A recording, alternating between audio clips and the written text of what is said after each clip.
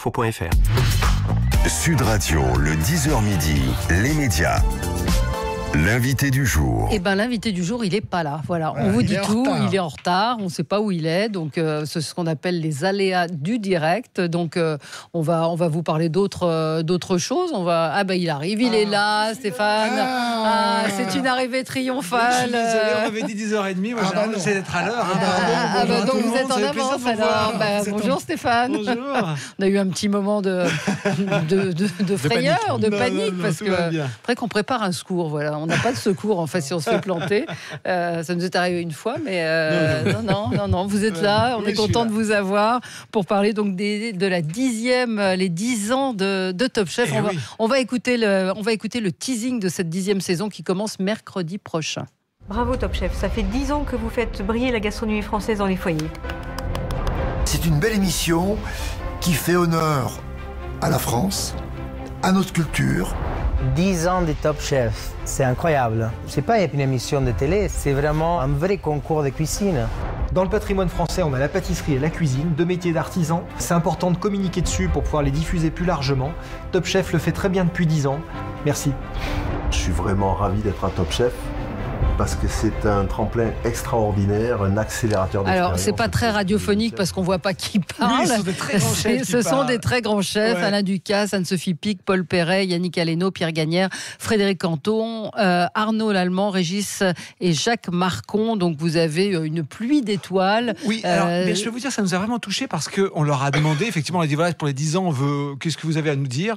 Et je peux vous dire que même nos chefs, j'allais dire, nos 4 chefs structurants, Piège, Saran, Darroze et Etchebest, ont été touchés par ces remarques des chefs qui sont des chefs invités qui viennent de temps en temps. Mais enfin voilà, ça fait toujours plaisir. Parce que c'est vrai qu'il y avait au début un petit côté, on se mettait un peu, on se pinçait le nez quand il y a même certains chefs, même Alain Ducasse qui a dit du mal de Top Chef et de ses émissions de cuisine à la télévision, et il y est venu finalement. Oui, alors on a eu par chance quelques pionniers. Alors Georges Blanc, c'est pas n'importe qui tout de suite.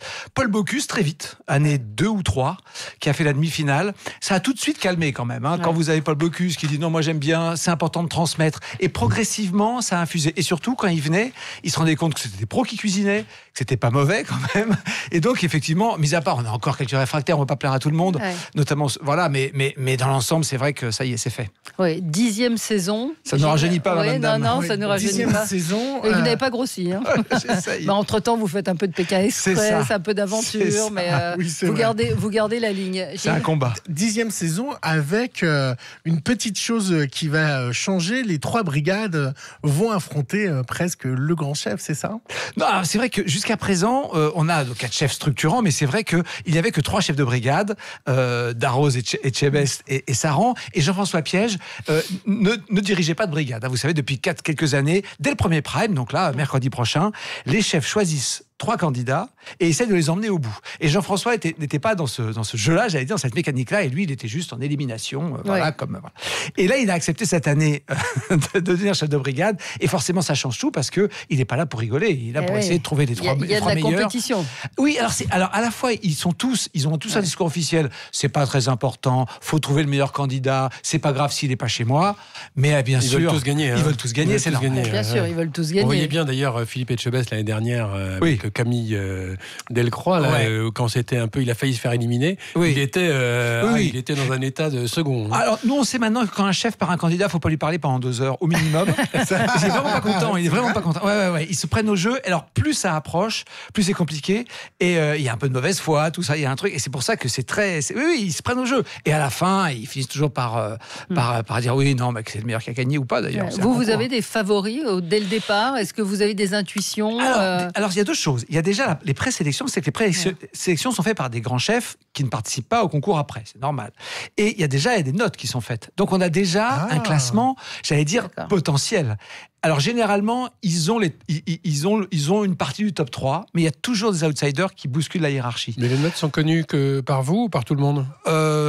Non, les chefs ne les connaissent pas, mais ils pourraient demander, c'est pas un secret. De toute façon, vous savez, il y a des CV quand même. C'est-à-dire que forcément, un candidat qui a 30 ans, qui sort d'un 2 étoiles, contre quelqu'un qui a 20 ans et qui est juste commis dans un resto, ça peut être un candidat top chef. Sur le papier, déjà, il y a une hiérarchie. Et ce qui est fou, c'est que les candidats eux-mêmes, dès les premiers gestes, les premiers trucs, ils se comparent, ils se hiérarchisent. Et comme c'est un concours, Il y a des jours sans, il y a des jours avec, et vous avez des gens qui bousculent la hiérarchie. Norbert, Norbert Tarrer a bousculé la hiérarchie il y a quelques années, et d'autres, il y a des gens qu'on ne voit pas venir, et puis des favoris qui se prennent les pieds dans le tapis. Ça arrive aussi. Il y a eu récemment la nomination des étoiles, et il y a beaucoup des étoiles Michelin. Des étoiles Michelin. Il y a eu beaucoup de candidats de Top Chef. Et nous sommes fiers de ça. Qui ont décroché, alors qu'il y en avait déjà, et c'est vrai. Alors Stéphanie Lequelec, bravo Stéphanie, 2. Alors, franchement, ça fait longtemps qu'elle le mérite pour moi. Formidable cuisinière, gagnante de Top Chef. Et puis, effectivement, oui, vous avez raison, Gilles, il y a beaucoup d'anciens candidats. Je sais plus, on doit être à 7 ou 8. Il y a 8 candidats. On a 2 doubles étoilés. Alexandre Dioniso en Belgique. Et donc Stéphanie Lequelec. Et puis plein de 1 étoile. Camille Delcroix, 2 étoiles. Jérémy Izard. Alors, Camille bosse chez Chef, encore. Mais alors, et attention, et je précise que c'est pas forcément l'alpha et l'oméga. Il y a des candidats qui ouvrent leur restaurant, qui veulent pas d'étoiles, qui font des cartons. Mais en tout cas, il y en a beaucoup qui marchent très bien. Allez, on se retrouve dans un instant avec Stéphane Rothenberg pour parler de la 10e saison de Top Chef qui démarre mercredi prochain. Restez avec nous sur Sud Radio. Sud Radio, 10h midi. Valérie Expert. Avec vous sur Sud Radio jusqu'à 11h pour parler médias. Après, on commentera l'actualité. L'invité du jour, Stéphane Rothenberg, donc, qui est avec nous qui vous présente les Top Chef depuis 10 ans. Alors, c'est rare, les animateurs qui tiennent. Enfin, il y a Karine Le Marchand aussi. L'amour est dans le pré. En tout cas, M6 plutôt fidèle à ses animateurs. 10e saison avec encore une fois des grands noms de la cuisine et puis des candidats qui sont comment cette année ? Alors, comme toujours, on veut plein de profils différents. C'est important pour nous. Vous savez, souvent, les grands concours de cuisine, Bocuse d'Or, Meilleur ouvrier de France, c'est des gens très expérimentés qui se présentent. C'est une grande tradition de la cuisine, les concours. Il y en a beaucoup. Et nous, on a voulu faire un concours open avec plusieurs âges différents. On va dire de 22 à 40, et puis plein de profils différents. Et alors bien sûr, vous avez des favoris, c'est ceux qui font de la gastronomie, mais on aime bien avoir comme ça les choses. Les outsiders. Des outsiders. Et vous allez voir, ce qui est rigolo, c'est que les outsiders se font très vite beaucoup remarquer. Leur personnalité, leur sens du goût. Alors il leur manque de la technique, mais il y a des choses très intéressantes. Et puis on rigole pas mal. Alors après, ça démarre très fort. Ils bluffent tout de suite les grands chefs. Les grands chefs. Peut-être qu'ils sont, je sais pas, est-ce qu'ils sont préparés, etc. Ils préparent beaucoup, non ? Ils préparent. On leur dit, alors sans savoir où et quand, on leur donne les grands thèmes de la saison. Alors on va leur dire, c'est très large, ça veut dire il va y avoir la pomme de terre, il va y avoir... Parce qu'on comprend quand on regarde l'émission que souvent il dit ça, je l'ai préparé. On leur dit, il y a un trompe-l'œil. On leur donne des grands thèmes, mais sans leur dire où, quand, comment. Et puis de toute façon, ils n'ont pas le garde-manger, ça, ils savent pas avec quels produits ils vont travailler, etc. Ils savent qu'il y a une épreuve pour les enfants, mais ils savent pas dans quelles conditions. Et puis ils connaissent le programme maintenant. Donc ils se préparent un peu. Il faut les surprendre un peu. Exactement. Et puis il y a quand même des épreuves libres. La dernière chance, donc la dernière épreuve lorsqu'on joue son élimination, il y a un produit de base, mais ils font ce qu'ils veulent. Et donc ils pensent quand même à plein de choses. On voit bien. Alors parfois ils sont quand même complètement déstabilisé. Alain Ducasse a demandé, parce qu'effectivement, sans gras du tout. Il y avait un autre chef a demandé une fois avec juste une petite tablette comme ça de beurre. Là, il a dit pas de gras, c'est-à-dire pas de beurre, pas d'huile, pas de crème. Je peux vous dire qu'il y a des candidats qui ne savent même pas cuisiner. Il y en a un qui a dit, écoutez-moi, franchement, je sais pas faire. Moi, je sais pas faire, c'est pas mon truc, ça me tente pas, ça m'inspire pas, j'aime pas l'épreuve. Et il laisse filer. Et puis il y en a au contraire qui disent, c'est génial, voilà. Et c'est ça qu'on aime. On a à la fois des garants d'une tradition française, et puis d'autres qui aiment être dans la modernité. Vous sentez tout de suite ceux qui jouent vraiment pour la gagne ou ils jouent tous la gagne ? Alors, on essaie de les sélectionner avant. On avait vite senti quand même, par exemple, l'année dernière, le gagnant de l'année dernière. Oui. Alors, vous avez raison. Il y en a qui sont plus dans la compétition que d'autres. Maintenant, on essaye, comme c'est un concours, de ne pas sélectionner ceux qui ne veulent pas gagner. Sinon, c'est quand même pas drôle. Maintenant, c'est tellement compliqué, tellement dur, tellement complexe que vous en avez qui... Et puis surtout, ils font parfois des complexes avec d'autres. Ils disent, non, mais moi, je veux aller le plus loin possible, etc. Mais d'un autre côté, je peux comprendre. Vous avez 21 ans, 22 ans. Vous êtes... vous commencez bien, vous êtes dans des belles maisons, mais vous avez des filles et des gars de 35 ans qui sont expérimentés. Vous ne vous voyez pas gagner. Donc, vous en avez qui disent, je vais essayer d'aller le plus loin possible. J'apprendrai, mais je me vois pas aller au bout. Et on peut pas les contredire là-dessus. On a un auditeur, Gilles, qui nous dit Gilles a les yeux qui brillent, il faut l'embaucher dans Top Chef. C'est un restaurateur d'ailleurs de Totavel, on le salue. J'irai manger à Totavel. Alors. D'ailleurs, vous n'avez aucun problème pour trouver des restaurants le soir. Alors, ça doit être super sympa. Non, j'ai un problème de pas me fâcher avec ceux chez qui je vais pas manger parce que j'ai pas le temps. Mais c'est vrai que c'est génial. C'est-à-dire que lorsqu'on commence à connaître tous ces cuisiniers, on a vraiment envie. C'est un univers. C'est vraiment, ils mettent on le dit dans les programmes, je vous assure que c'est pas un cliché, ils mettent 2 dans ces plats. Donc on a envie de goûter. Donc, vous êtes gourmand ? Oui. Ouais. Alors après, c'est un combat permanent. Vous étiez déjà amateur de gastronomie avant de commencer ces émissions ? Jamais. Alors c'est sûr que ma culture culinaire a grandi avec les années. Ça, je vous le cacherai pas. Maintenant, je suis un ancien journaliste. Donc c'est vrai que les journalistes, on a souvent l'occasion de bien manger. Donc déjà, je connaissais déjà plein de choses. Mais c'est sûr que là, forcément, ma culture culinaire, je ne sais toujours pas cuisiner, ça ne s'est pas amélioré avec le temps, mais ma culture culinaire a grandi avec les années. Votre plat préféré ? J'en ai pas, mais c'est vrai que non, c'est difficile à dire. Maintenant, je reconnais que je suis toujours bloqué par la fusion. Vous savez, la mode aujourd'hui, c'est de mélanger plein de choses. Alors là, il faut être très doué. Lorsqu'on me dit, oui, j'ai mélangé de l'asiatique avec... Il faut s'appeler Thierry Marx. Ouais. Quoi. Quand j'ai mélangé de l'asiatique avec du français, moi, les trucs vraiment très fusion, il faut qu'on m'explique. Je ne les pige pas. Parfois, c'est vraiment risqué. Donc, vous préférez des choses un peu corporatives chinois, chinois. Français, italien. Pas le mix, quand on mixe, il faut vraiment être doué. Quoi. Et un moment magique que vous avez vécu dans un restaurant gastronomique ? Magique, je vais dire un truc. Mais Norbert Tarrer, notre Norbert, j'allais dire, parce que maintenant il est... Qu'on a eu il y a la semaine dernière. A réussi à me faire apprécier les riz de veau. Moi, je n'aime pas les abats. C'est compliqué, forcément, on est toujours esclave de son enfance, c'est les traumatismes d'enfance. Il m'a dit, mais non, mais tu ne faut pas, etc. Et il avait fait des riz de veau extraordinaires chez lui. Alors, Jean-François Piège, c'est le roi du riz de veau, best riz de veau ever. Voilà, donc Jean-François Piège, mais c'est pas... Il est hors compétition. C'est hors compétition, mais hors budget. Oui, c'est vrai. Mais, voilà, et du coup, j'ai appris, et ça, merci à ces chefs, de m'avoir fait...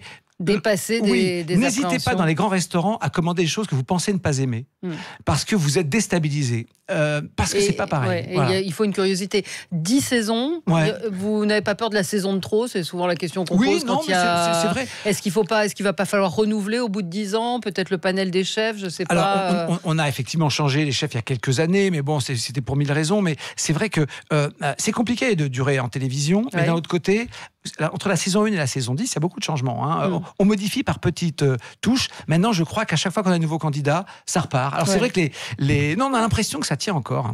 Vous vous souvenez de la première? Comment on vous a appelé et comment on vous a vendu l'émission? Moi, je me rappelle très très bien, parce que la petite histoire, là, ça fait un peu tambouille, mais au départ, en fait, on a Masterchef et TF1 nous le subtilise. Avec des gros moyens. Ah, c'était chez vous au départ? Oui, au départ, c'est chez nous. C'est notre choix. Et tout le monde se rend compte que ce format est monstrueux, et TF1 met des moyens énormes pour convaincre le producteur d'aller là-bas. Et donc on sait qu'on va avoir une émission concurrente avec beaucoup d'argent. On sait qu'ils vont voyager dans le monde entier, qu'ils vont avoir plein de candidats. Et nous, on se dit, qu'est-ce qui nous reste? Et on a trouvé ce format avec des professionnels. Et au départ, il y a plein de gens, même chez nous, qui ont dit, mais les professionnels, ils vont trop bien cuisiner, les gens pourront pas refaire ça chez eux, ça marchera pas. Et il y a eu l'intuition de nos producteurs, Florence Duhaillot, Stéphane Rex, non, mais on va aller dans l'excellence française. On pourra pas voyager, on n'a pas les moyens. Et comment vous expliquez que vous, ça a marché et que les autres n'ont pas marché? Masterchef, qui était un format en plus éprouvé dans le monde entier, etc. Mais je crois que finalement, le fait que tout ce que pensait... c'est passé le contraire de ce que les gens imaginaient. Voir finalement des passionnés cuisiner, mais c'est pas des pros, et ben finalement ça a moins intéressé entre guillemets que de voir des pros avec une émulation, avec l'excellence, il y a la performance, il y a effectivement, et puis l'artisanat peut-être, enfin le savoir-faire qu'on permet de découvrir. On permet de découvrir, effectivement, ça nous permet de découvrir des choses qu'on n'imaginait pas. En fait. C'est un enjeu pour eux que l'anonyme n'a pas. C'est-à-dire qu'eux, ils ont un enjeu de leur carrière, de leur histoire, de leur réputation. Ce qu'un anonyme, ça marche, c'est super, ça marche pas, tant pis. Et puis on peut leur demander des choses dingues qu'on peut pas demander à des amateurs, c'est normal. Ce sont des gens qui ont entre 5 et 15 ans de métier quand ils démarrent le concours. Donc voilà. Vous goûtez tout. Alors, j'ai pas le droit de toucher aux assiettes des chefs, c'est normal. Mais j'ai un privilège que eux n'ont pas, c'est que moi, en fait, j'arrête l'épreuve, donc voilà, tout s'arrête, et donc je vais taper dans les assiettes.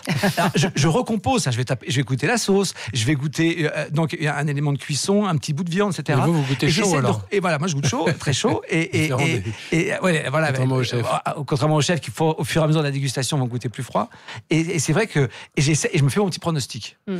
Je me trompe une fois sur 3. C'est pas tant que ça. C'est pas si mal. Non, je les connais tellement, les chefs. Voilà. Alors, je connais. Est-ce que la personnalité, ça joue aussi pour gagner? C'est-à-dire, est-ce que on s'attache à quelqu'un et on se dit, à tout point de vue, c'est même un bon client de télé, et puis c'est un bon client pour les chefs, donc on a envie que ce soit lui qui gagne. Alors, l'élimination se fait à l'aveugle, heureusement. Parce que c'est vrai que sinon, l'affect rentrerait dans le jeu. Et donc, non seulement l'élimination se fait à l'aveugle, mais on demande aux candidats de ne pas mettre de marqueur. C'est-à-dire qu'en fait, vous savez, les candidats finissent par avoir un style. Ouais. Et s'il y a un candidat qui met à chaque fois des petites fleurs dans son truc, en dernière chance, on lui interdit de faire ce marqueur pour pas qu'on repère son assiette. Bah oui, parce qu'ils peuvent essayer de se faire... C'est moi, regardez, chef, c'est moi qui ai cuisiné. Ouais. Donc, on a quand même des règles en dernière chance, parce que sinon, surtout maintenant avec la brigade des chefs, les chefs de brigade, je peux vous dire que la dernière chance, il y a un enjeu terrible.